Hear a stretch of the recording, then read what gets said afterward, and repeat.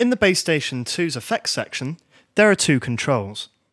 The first sets the distortion amount out of the filters, which is useful for creating dirty, overdriven sounds, especially when manipulating the filter.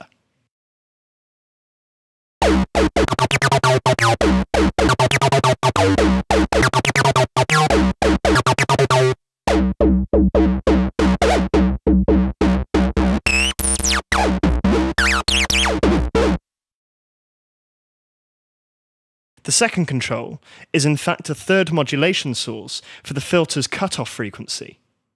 The Oscillator filter modulation control sets the depth of modulation from Oscillator 2's output to the cutoff. This can result in some very interesting and unique sounds, from FM-style timbres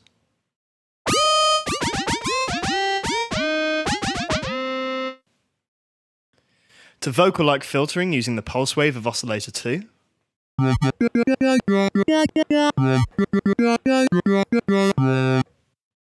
And using both effects controls, some pretty gnarly sounds can be produced.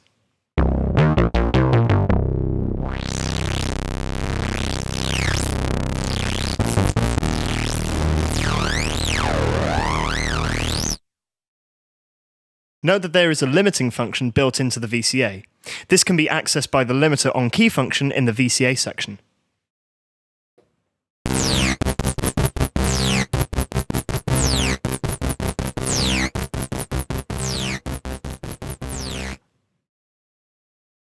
This is useful for taming particularly aggressive and vicious patches.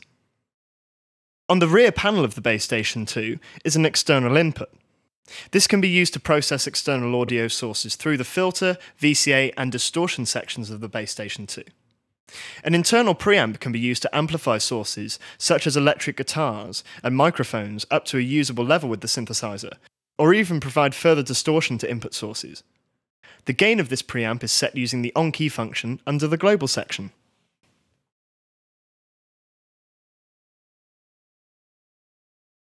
Whilst processing external audio opens the synth up as its own processing unit, the external input can be used to patch in a feedback loop from the output of the synth to the input of the filter.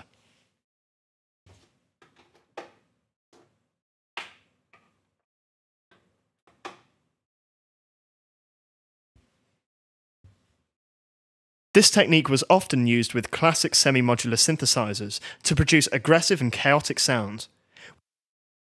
With the Base Station 2, the addition of this feedback path can be used to drastically alter the characteristics of the filters.